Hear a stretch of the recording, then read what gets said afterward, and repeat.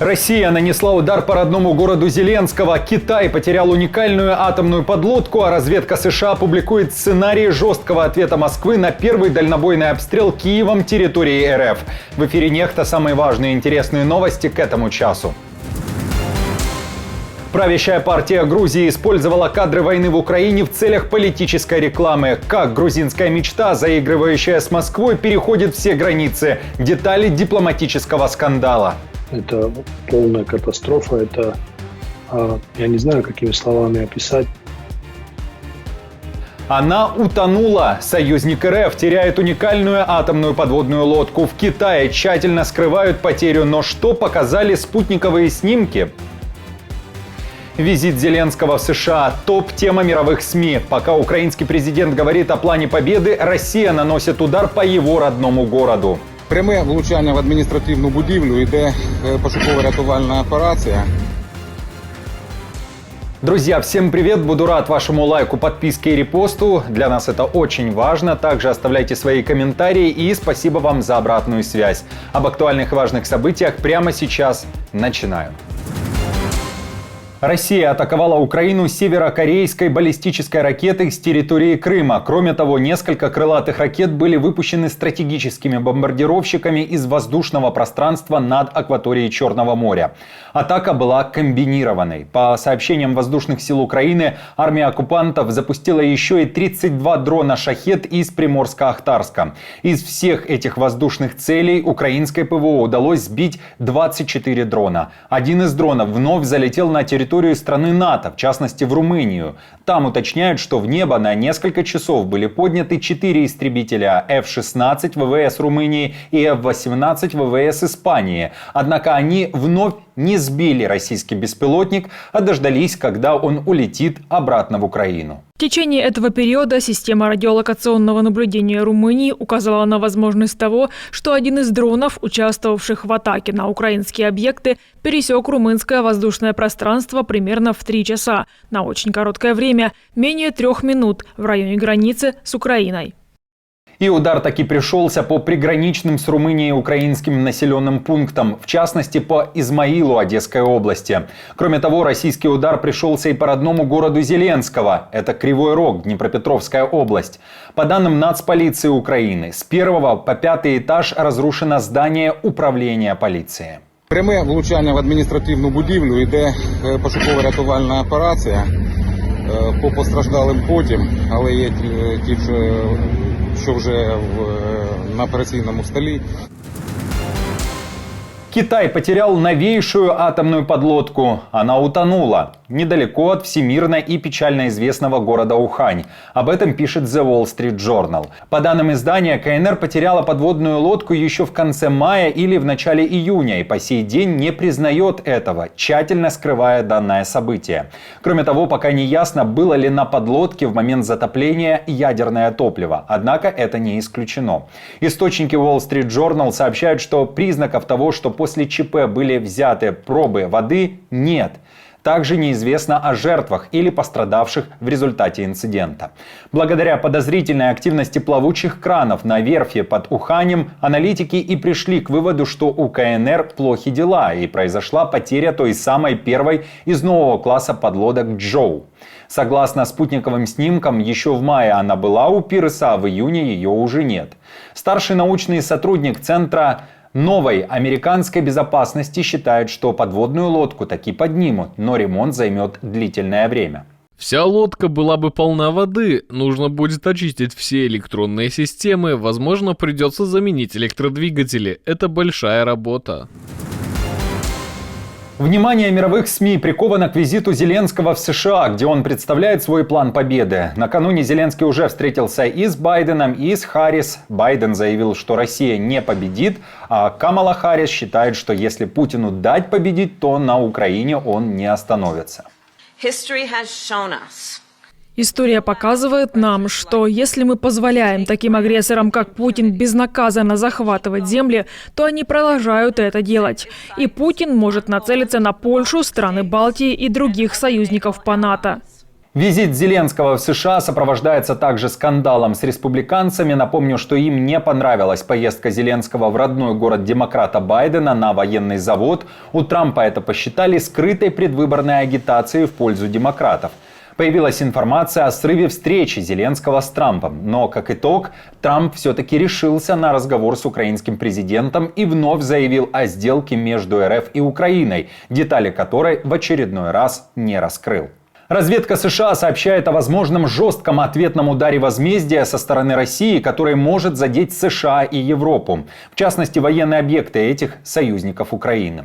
Такой ответ может последовать, если Украина получит разрешение от Вашингтона наносить удары дальнобойным оружием по военным объектам на территории РФ, пишет The New York Times.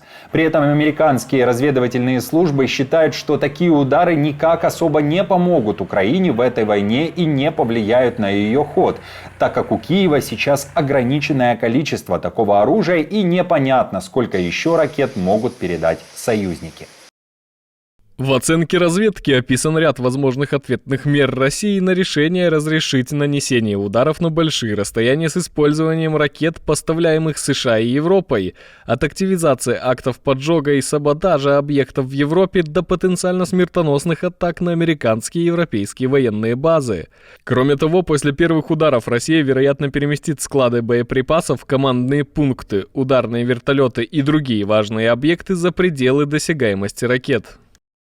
Тем временем в Польше отреагировали на очередные заявления Путина, которые касаются применения Москвой ядерного оружия. Президент Польши Дуда говорит, что не услышал ничего нового и рассказал, почему Путин до сих пор не применил ядерное оружие. Если мы посмотрим на это хладнокровно и без паники, то нужно четко сказать себе, он повторяет то, что записано в российской военной доктрине в течение многих лет, что Россия оставляет за собой право использовать все средства, в том числе, конечно, ядерные, в случае угрозы для России.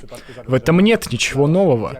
Владимир Путин также прекрасно понимает, как и его генералы, что тот, кто первым применит ядерное оружие, тот будет проклят. Они это знают и поэтому до сих пор не применили это оружие. В Киеве осудили действия правящей партии Грузии «Грузинская мечта», которая в период предвыборной гонки решила зарабатывать себе баллы, используя тему войны в Украине. В частности, использовать кадры разрушенных Россией украинских городов в рекламных роликах. Грузинский народ может не бояться новой войны, пока Украина сопротивляется российской агрессии. Страшная цена этого сопротивления – это также цена мира в Грузии.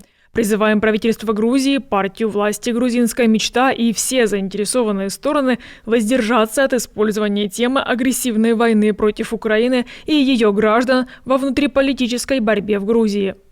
Грузинская мечта, которую сейчас критикуют за открытое заигрывание с Москвой, обещает своим избирателям мир, при этом демонстрируя кадры войны в Украине. Что стоит за подобными манипуляциями и в целом за такой идеей политрекламы? Эти вопросы мы обсудили с бывшим министром обороны Грузии, членом Политсовета Единого национального движения и главой Департамента стратегической коммуникации этой партии Дмитрием Шашкиным.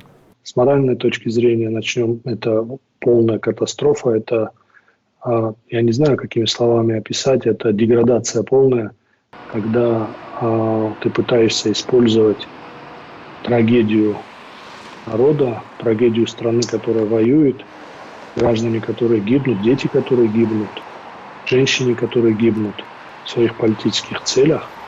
Причем ты отлично знаешь и все понимают, что Украина защищается, Украина обороняется, как мы защищались в 2008 году. И использовать трагедию народа, трагедию страны, на которую вероломно напали, которую граждан, которые убивают, это, я не знаю, это какого уровня деморализации, деградации ты должен достичь, чтобы вот это делать. Это за гранью уже добра и зла. Что касается политической ситуации, мы об этом говорили. Единственный козырь, который у них остался, я имею в виду русскую мечту, это запугивать население войной. Они пойдут на все ради этого. Тем временем западная пресса пишет и о провальном визите грузинского премьера Кабахидзе в США. Администрация президента Соединенных Штатов отказалась встречаться с грузинской делегацией из-за антидемократических действий Грузии и негативной риторики в адрес США и Запада. Кроме того, Кабахидзе попал в скандал из-за своего выступления в Генассамблее ООН, где он говорил об оккупации Грузии, но ни разу не назвал Россию оккупантом. Он же не может ругать своих хозяев. Он же не может ругать того, кому он служит. Ведь всем понятно, что это русское правительство, это российская прокси-сила во главе Грузии. Они сделали свой выбор давно. К сожалению, этот выбор упорно долгое время не хотели замечать многие. И в Европе, и в Америке. Теперь это заметили, теперь намного больнее. Но с 2012 года мы об этом говорим. Этот выбор был ими сделан, вот этими людьми, очень-очень давно, когда они пришли к власти в результате спецоперации Российской Федерации. Президентами не становятся, президентами рождаются. Иначе даже соваться не стоит. В этом уверен белорусский диктатор Лукашенко. Самопровозглашенный приехал в Белорусский университет информатики и радиоэлектроники для встречи со специально подготовленными студентами. Для начала осмотрел разработки вуза, приказал сделать помехоустойчивую ракету и даже первый белорусский смартфон. Как помним, первый белорусский ноутбук не пошел далее показушной демонстрации, да и белорусским он был процентов на 10. Поведал диктатор молодежи о том, кто же может заменить его. И вчера я подумал об этом, а кто? Вот я приду, разброд шатания, и вы скажете: слушай, а ты посоветуй нам, а кого поддержать в данной ситуации? Честно, я не знаю, но все они, кто на виду, обладают уникальными качествами. Уникальными. Гораздо выше, чем у меня, отдельными качествами. И вчера я, допустим, подумал, вот если бы в одном человеке эти качества соединить, вот уникальный бы был человек, и идеальный был бы президент. Друзья, спасибо вам за поддержку. Вы наша опора. И напомню, что ваша помощь и участие помогает нам делать работу и видеться с вами каждый день. Постоянных донаторов и их комментарии вы видите сейчас на экране. И мы благодарны за эту поддержку. Если же вы хотите и можете присоединиться к их числу, то нажимайте на кнопку «Спасибо» под нашим роликом, отправляйте свой донат или становитесь постоянным спонсором нашего канала. Мы с командой продолжаем следить за самыми важными новостями. Оперативную информацию от Нехта ищите, как всегда, в наших телеграм-каналах или на платформе X. Спасибо вам за доверие и то, что остаетесь с нами. До новых встреч и хороших вам новостей.